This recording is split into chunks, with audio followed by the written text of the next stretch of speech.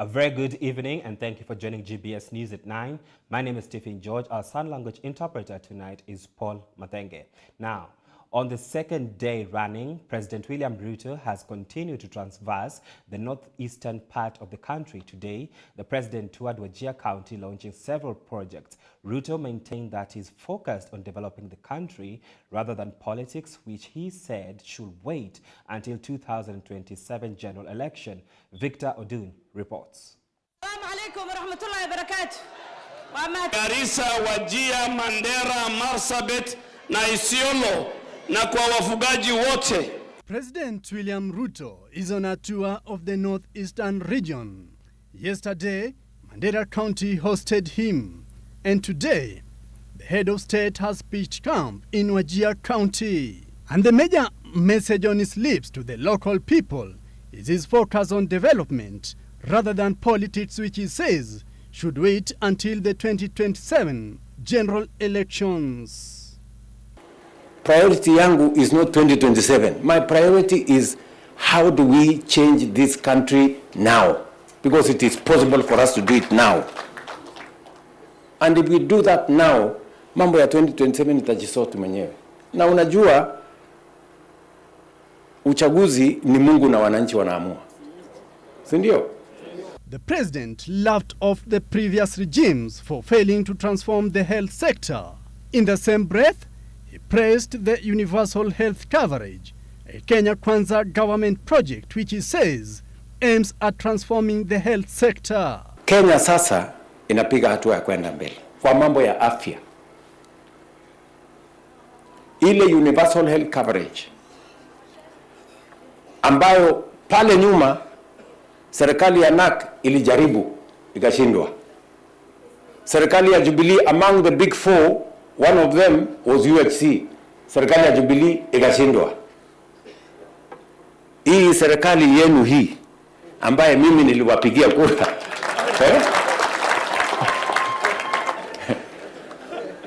ndio itatekeleza universal health coverage.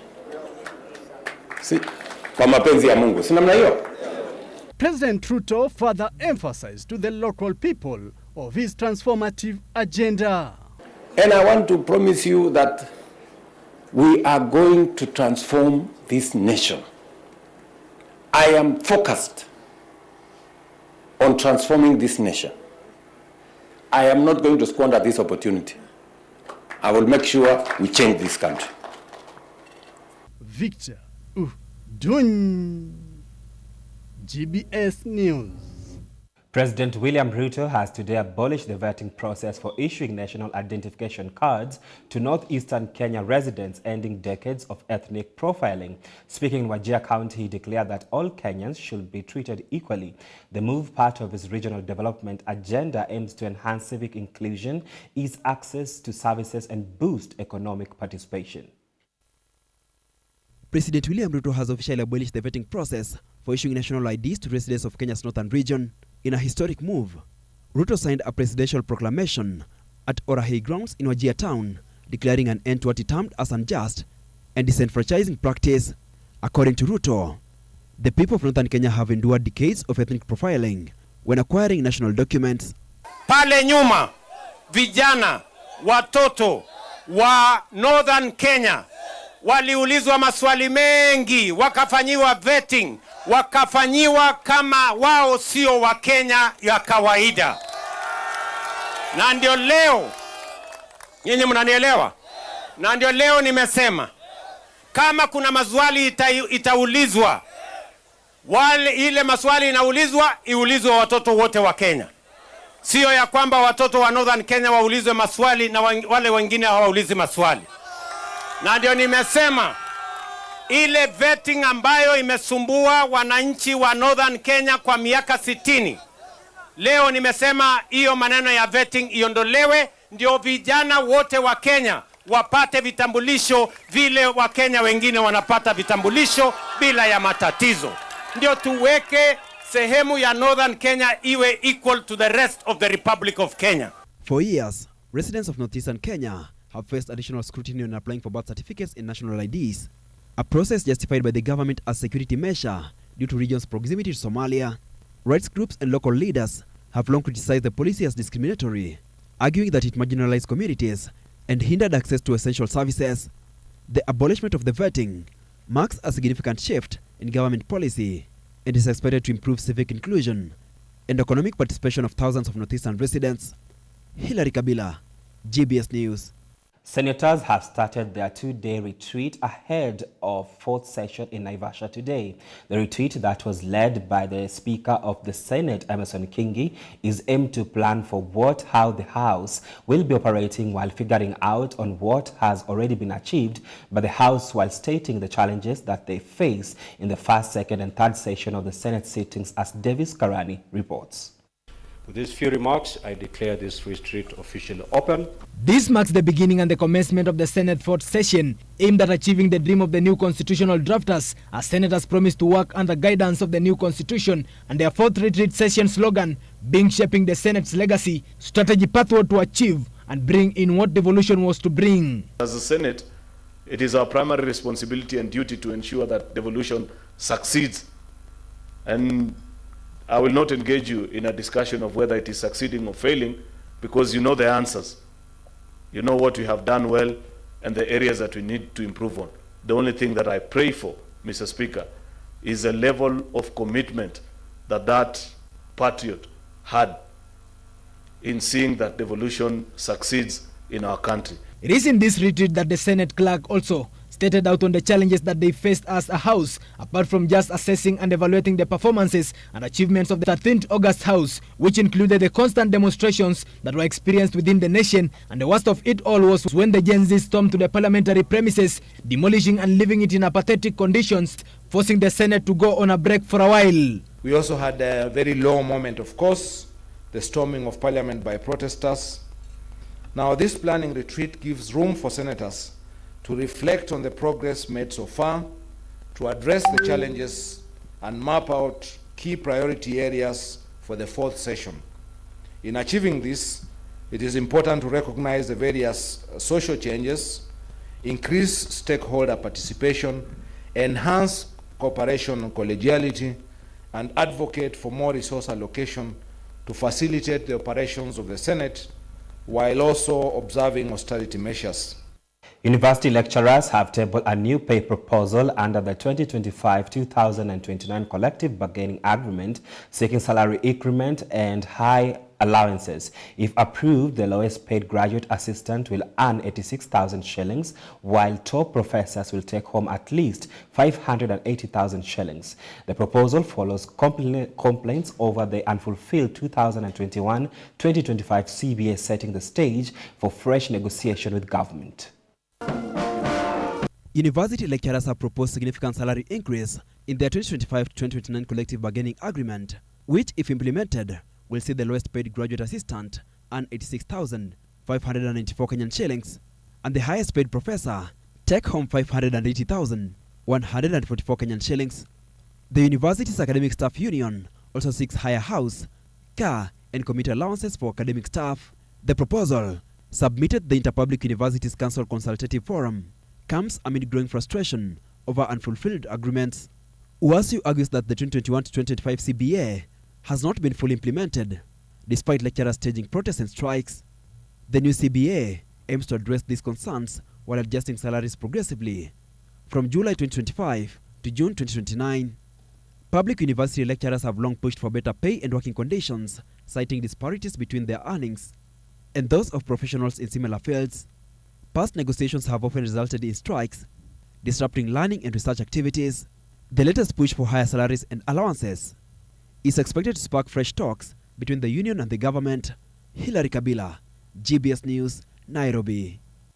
The longest-serving opposition party in Kenya is now in threat of falling out after its leaders brought out whereby section supports President William Ruto's administration, as the other section is opposed to it. Now, how is the future of this party with a huge following in Kenya? Davis Karani, bring us more.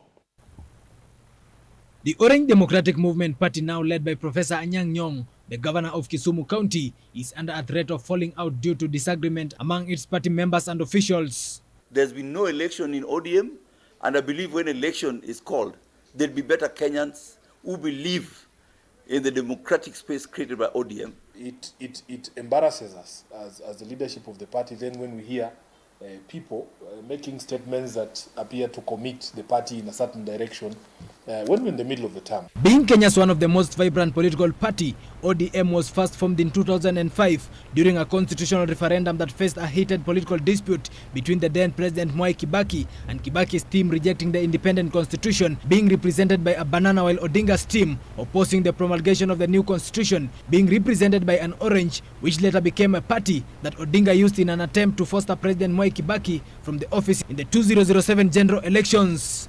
We are not interested in Kibaki's prescription for this solution to this problem. We want to have a durable solution that is acceptable to the majority of the people of this country. So he does not have to offer. ODM would later become the official opposition party, and Odinga officially became the official opposition leader, a position which he has served from 2013 to 2024, after which he declared his exit from the Kenya's politics as he eyes for the African Union chairmanship position. Many of my friends from outside Kenya approached me and told me that this position of AU chairmanship is becoming vacant next year.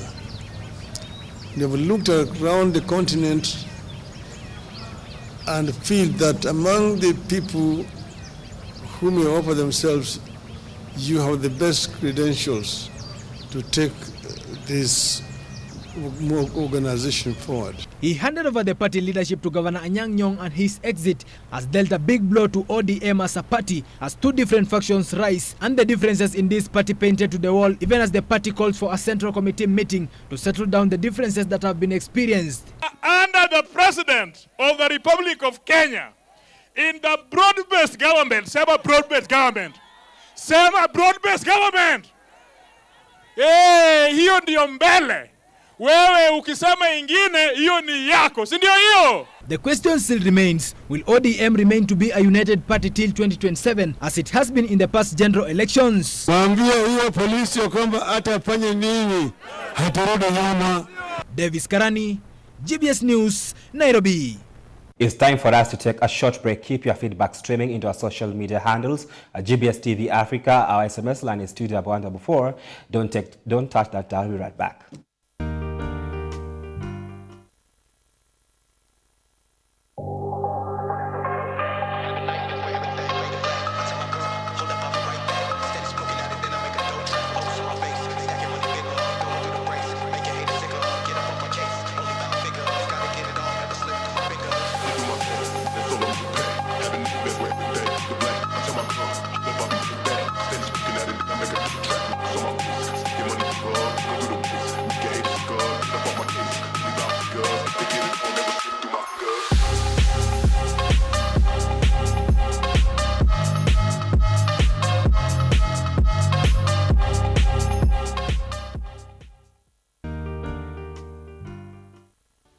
So through the four gospel books, Matthew, Mark, and Luke, John, we can know the heart of Jesus in depth. 그리고 우리가 느끼는 그 예수님을 성경을 통해 느낄 수 있어서 너무 감사합니다. And the Jesus that we can feel him through the scriptures, and I'm very thankful about that. Jesus Christ came to this earth for our sins. 지셨고, he carried our sins. 십자가에 못 박혀 죽어 죄의 형벌을 당하셨고, and he was crucified and he received the punishment for sins. 무덤에 들어가셨다가, and he was put into the tomb. 사흘 만에 부활하셨습니다. and resurrected in 3 days. 이것이 우리가 말하는 복음입니다. This is the gospel that we speak. 예수님께 우리 죄를 위해 죽으신 이야기. About how Jesus died for our sins. The purpose of Jesus being crucified. 우리 죄를 담당하기 위하여 십자가에 못 박혀 죽으셨습니다. He was crucified to pay for our sins. 예수 십자가에 못 박혀 죽으심으로 우리 죄가 분명히 씻어졌는데. And through Jesus being crucified, clearly our sins have been washed clean. 참 안타깝게도 많은 사람은 여전히 죄인이라고 말합니다. However, unfortunately, many people still say that they are sinners.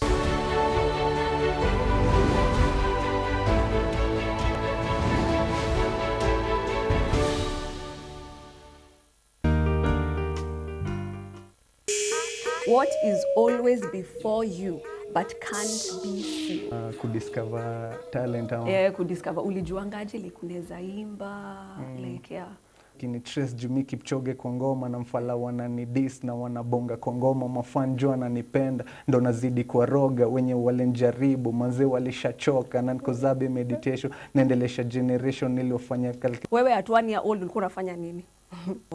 You're feeling the vibe. Ulitoa a few days ago, unaweza taka utuambie like ulikuwa unafikiria nini when you came up with the lyrics? Yeah. So I'm doing my thing. Don't try and stop me when I'm doing my thing.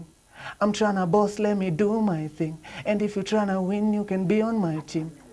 Yeah, so I'm doing my thing. Don't try and stop me when I'm doing my thing. I'm tryna boss, let me do my thing. You feel like you're young at heart, I'm an old soul. If you could only listen to one singer or band for the rest of your life, who will you choose?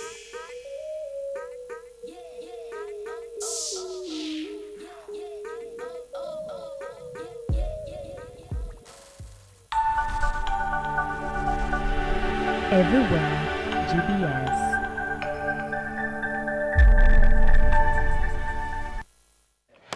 Welcome back now. Prince Karim Aga Khan IV, the spiritual leader of Asmali Muslims and a prominent global philanthropist, has died at the age of 88. According to a statement from the Aga Khan Development Network, he passed away peacefully on the 4th of this month in Lisbon. Now, he was surrounded by his family. A direct descendant of Prophet Muhammad, the Aga Khan became the 49th hereditary Imam of the Shia Ismaili Muslims in 1957 at just 20 years old. Over the decades, he expanded his influence through Aga Khan Development Network, which funds major initiatives in education, healthcare, and economic development across 30 countries, including Kenya. Beyond his spiritual leadership, the Aga Khan was quite a successful business person with vast investments in media, banking, and tourism. His legacy includes the Nation Media Group, Aga Khan Hospitals, and educational institutions such as Aga Khan University. His philanthropic contributions have left a lasting impact around the world, particularly in Africa and South Asia.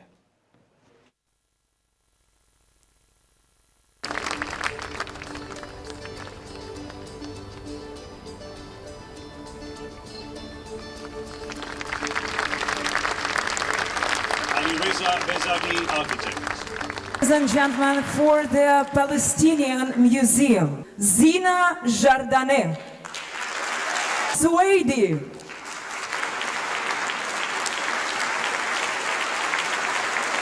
Excellency, Sheikh Hamad bin Mohammed Al. The future of the Kenya-led multinational security mission in Haiti remains secure despite a recent freeze on U.S. financial contributions. Government spokesman Isaac Mwaura today assured that the mission will continue its operations without disruption, emphasizing that the mission is well-resourced and committed to supporting Haiti's fight against criminal gangs. This comes after the United States froze $13.3 million in contributions to the UN Trust Fund supporting the mission.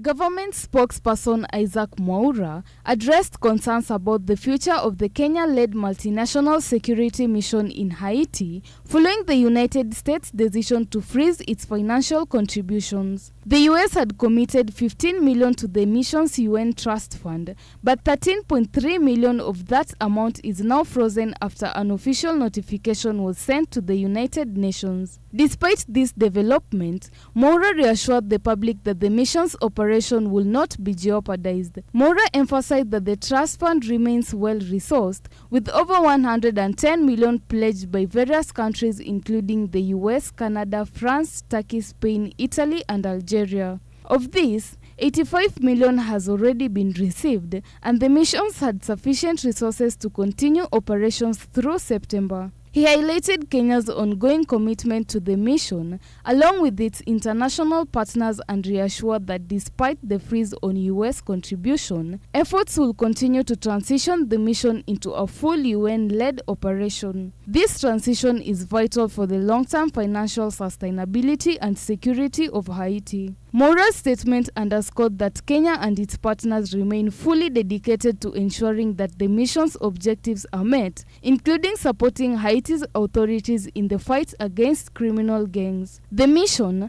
approved by the UN Security Council in October 2023, is not a formal UN operation and relies on voluntary contributions, but Mwaura expressed confidence that the situation will remain manageable, reassuring that the freeze will not halt progress and the missions will continue its important work in Haiti with the backing of Kenyans and its partners.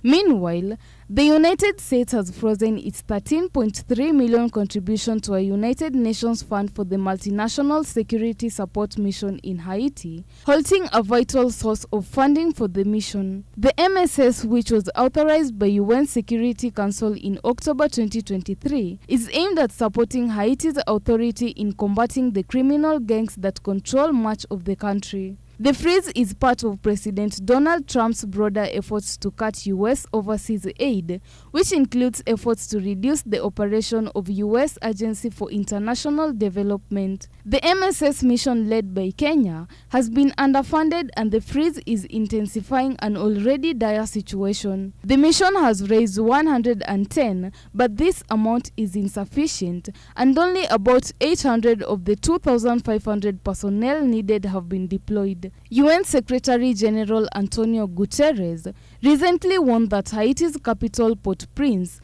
could be overtaken by gangs if international support does not increase. Guterres stressed that more money, equipment and personnel are urgently needed to prevent the collapse of Haiti's security institution. Haiti is currently without a president or parliament and is governed by a transitional body struggling to address widespread violence, poverty and instability.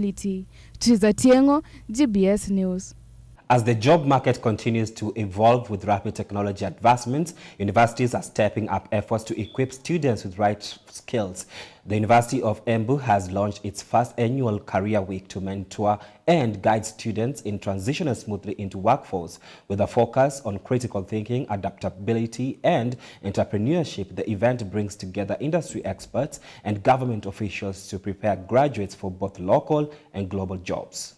of Embu has launched its first annual Career Week to mentor and guide students on transitioning smoothly into the job market. During the week-long event at Embu University, Dr. Inyangala, Principal Secretary for Higher Education and Research, emphasized the need for students to focus on critical thinking, adaptability, and creativity instead of cramming. She noted that rapid technological advancements and automation demand continuous skill upgrades to remain relevant in the workforce. Inyangala also showcased on the fourth industrial revolution, where technology, artificial intelligence, and blockchain are shaping the job market. Principal Secretary also urged students to acquire practical skills and entrepreneurial mindsets, saying universities should prepare graduates to create job opportunities rather than just seek employment. She highlighted that the government is working on initiatives to strengthen university industry ties by offering initiatives to business for student training.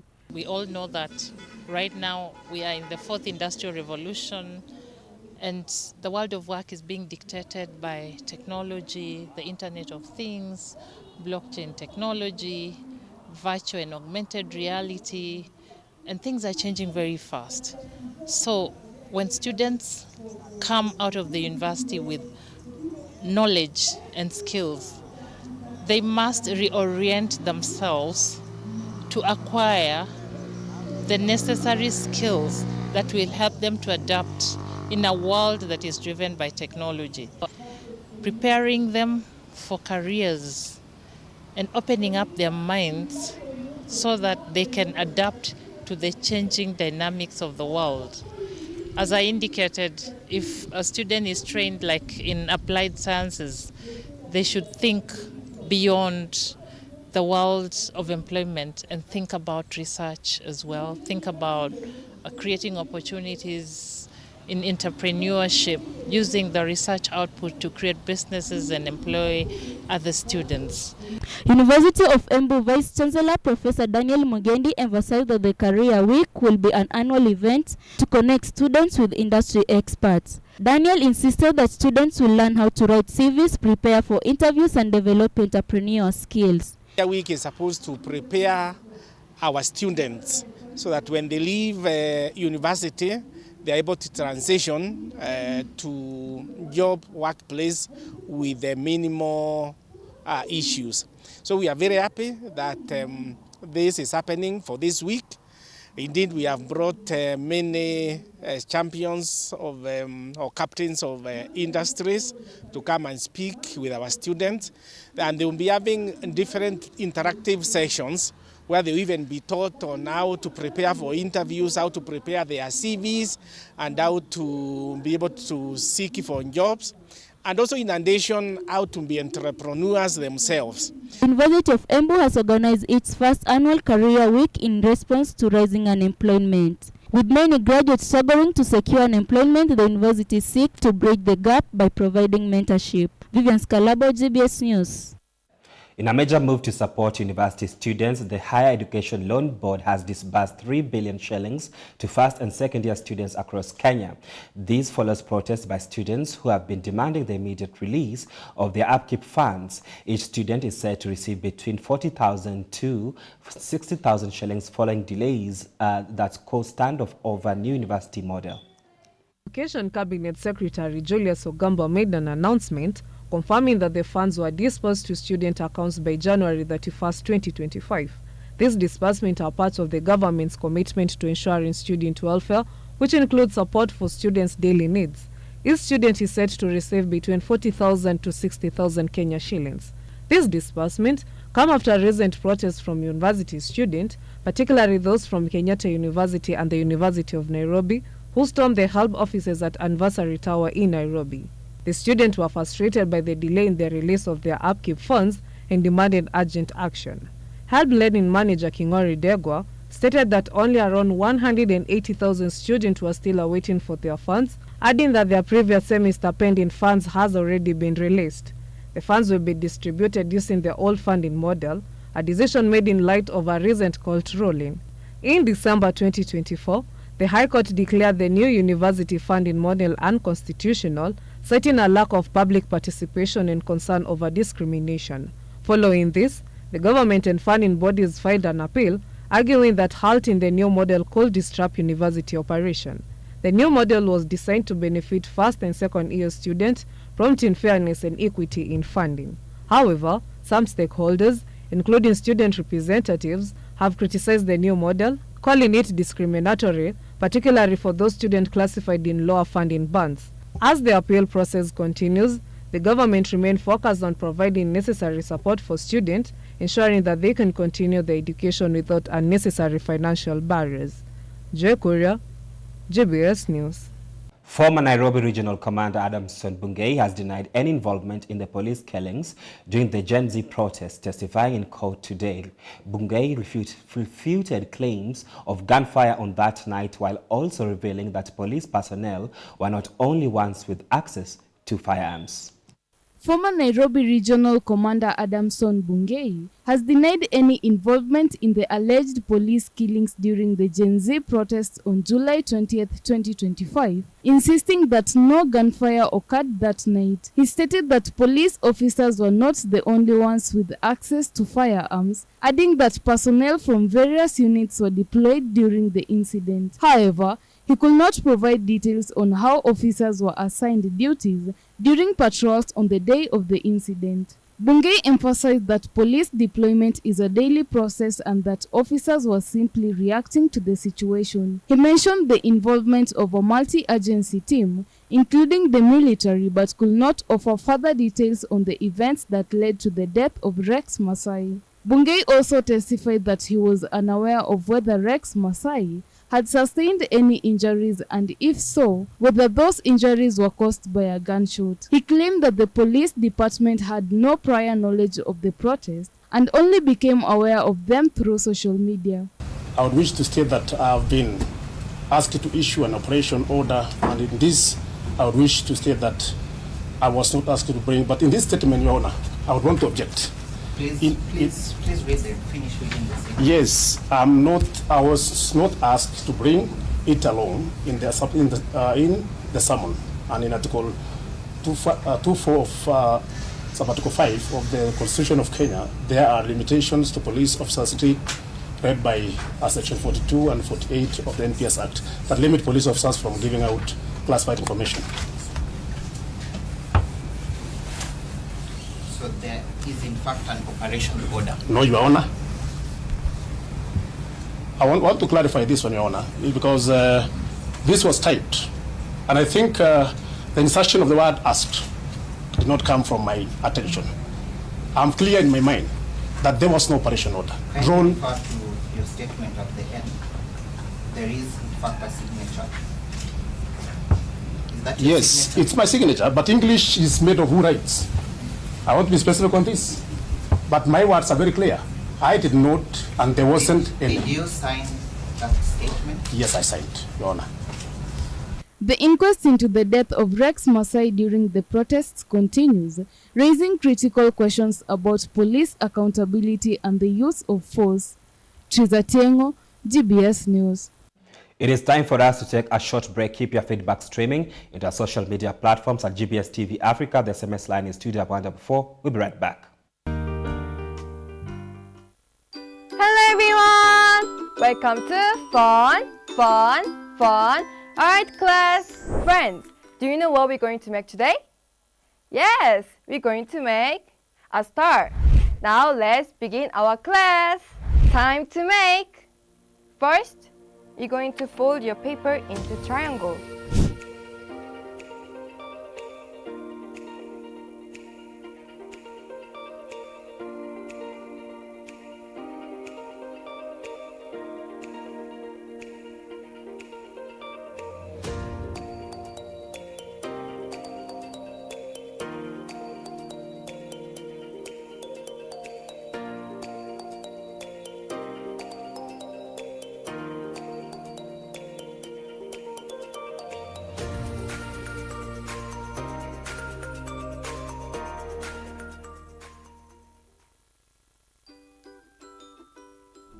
Ta-da! Now we're done with the star.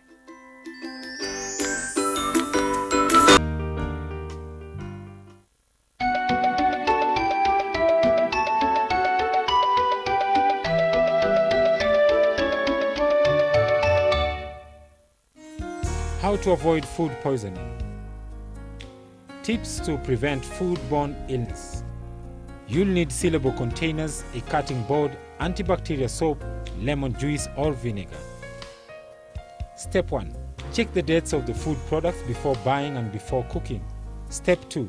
Store food in the recommended temperatures to keep them fresh. Step 3. Discard any food that smells or looks questionable. Step 4. Separate meat and vegetables at storage. Step 5. Use plastic chopping boards and not wooden ones. Bacteria can get trapped in wooden boards. Step 6. Wash your hands thoroughly with antibacterial soap before handling food or after handling meat. Step 7. Refrigerate leftovers within 2 hours of cooking.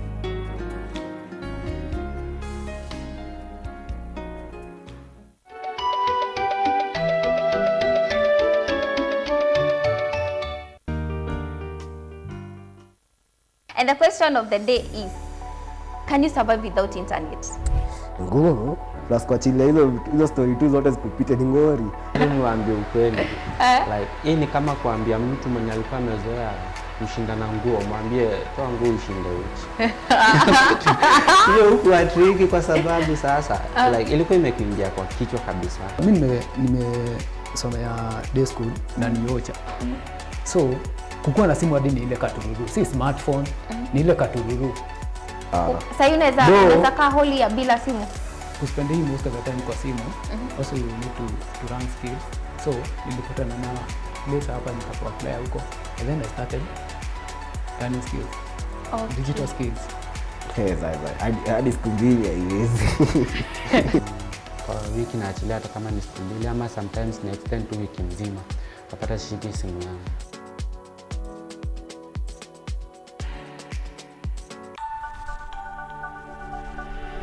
Everywhere, GBS.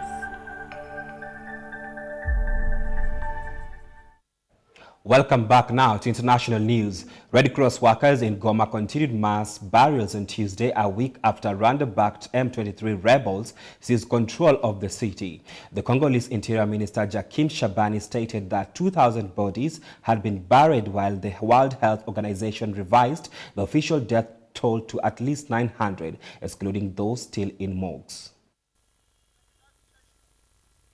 Red Cross workers in Goma continued mass burials on Tuesday, a week after Rwanda-backed M23 rebels seized control of the city. As the death toll rises, grieving families are urging authorities to restore peace, while uncertainty looms despite a unilateral ceasefire declared by the rebels. Families of the victims express deep grief and urge authorities to restore peace.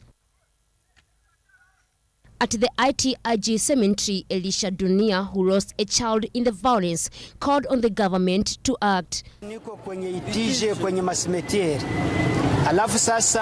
here at the ITIG cemetery. I just saw the condition in which our Congolese brothers were buried, our children who were shot during the events in Goma. We are heartbroken and we ask for peace to return to our country, the Congo. We ask the Congolese government, especially the president and our elected deputies from Goma, to get involved in the issue that we're facing here in the city of Goma. The M23 rebel group, backed by an estimated 4,000 Rwandan troops, has intensified its grip on eastern Congo, a region rich in minerals essential for global technology. This latest escalation has displaced hundreds of thousands, with many fleeing into Rwanda. Last week, M23 announced plans to establish an administration in Goma, urging residents to resume normal life. On Monday, they declared a unilateral ceasefire effective Tuesday, citing humanitarian concerns. However, uncertainty looms as the conflict-ravaged city mourns its dead and grapples with ongoing instability. As Goma mourns its dead, families demand peace and accountability, fearing further violence despite M23 ceasefire. With uncertainty looming, the city remains on edge, grappling with loss and an uncertain future. Paris Kigo, GBS News.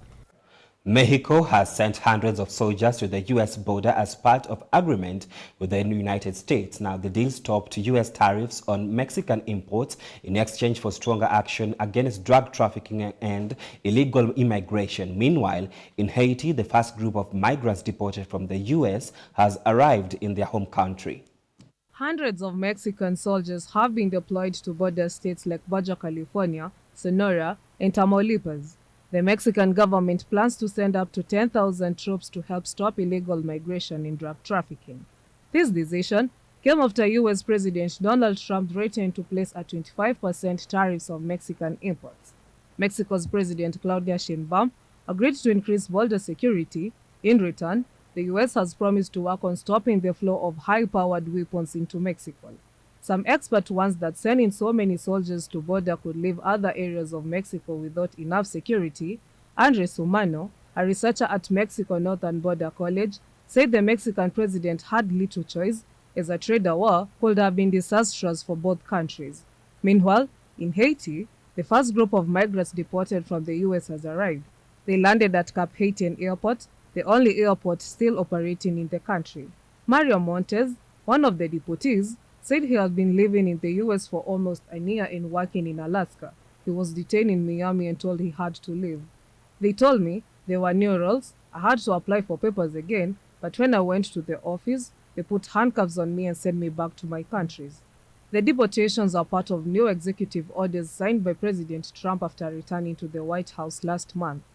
In just 1 week, U.S. officials say they have deported over 7,300 people of different nationalities. Haiti is struggling with extreme gang violence, which has killed at least 40 people in recent days. Last year, more than 5,600 people were killed and over 2,200 were injured due to the violence. As the security concerns grow, many Haitians fear for their safety as more deportees arrive. J. Korea, GBS News. South African President Cyril Ramaphosa spoke with billionaire Elon Musk on Monday to address misinformation about country following U.S. President Donald Trump claimed that South Africa was seizing land unfairly. Ramaphosa reiterated the nation's commitment to justice, equality, and rule of law. South African President Cyril Ramaphosa spoke to Elon Musk on subject of misinformation about South Africa. The presidency said on Tuesday after U.S. President Donald Trump said he would suspend aid to the country over its land reform policy. Trump on Sunday accused South Africa of confiscating land and badly treating certain classes of people. Terrible things are happening in South Africa. The leadership is doing some terrible things, horrible things. So that's under investigation right now. We'll make a determination.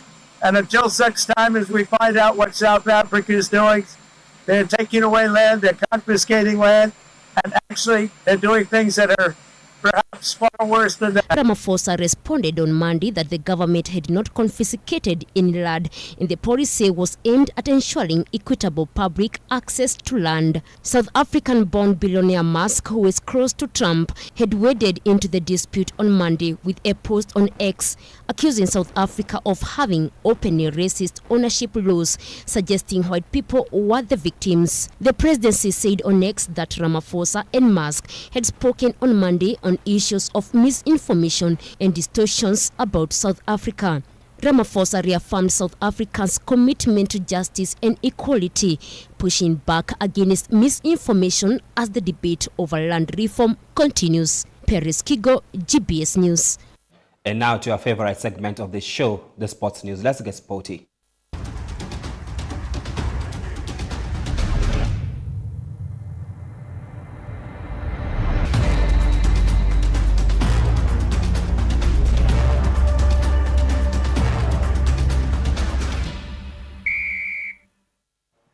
Football stakeholders in Lamu County have raised alarm over critical challenges stifling the growth of sport in the region, from poor infrastructure and inadequate funding to the lack of essential football equipment. These hurdles continue to derail the dreams of many talented players. As concerns grow, stakeholders are now calling on the Football Kenya Federation, county leadership, and private sector players to step in and provide much-needed support. Football stakeholders in Lamu County have raised concerns over challenges hindering the sport's growth, such as poor infrastructure, insufficient funding, and a lack of essential equipment. Local coaches and players have pointed out the absence of well-maintained pitches, forcing teams to train on uneven grounds that increase injury risks. Ni kama viongozi wa Lamu wamekosa kudhamini mchezo wa kabumbu. Kwa hivyo kunahitajika nguvu kutoka kwa viongozi, na jambo lingine waweze kuboresha mpaka ile mazingira, kwa sababu kama swala mzima la uwanja limeinuka, viwanja viko hali mbaya.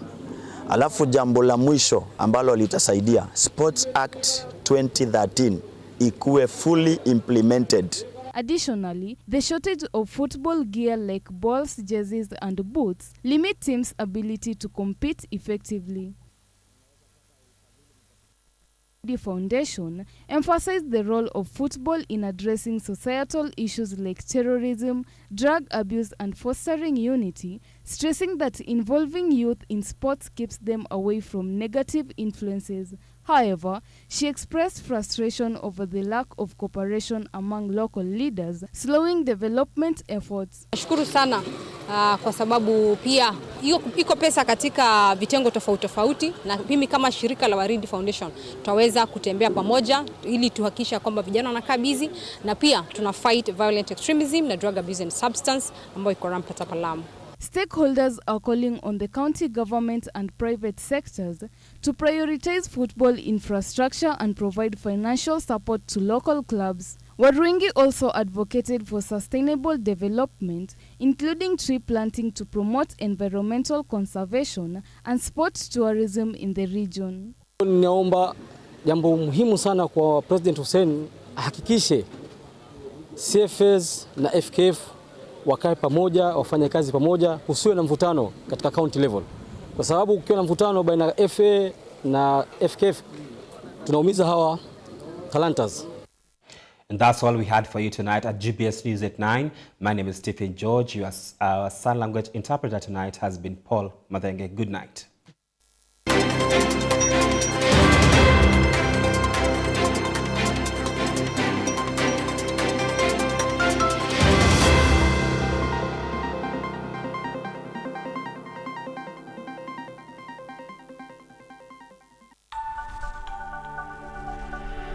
Everywhere, GBS.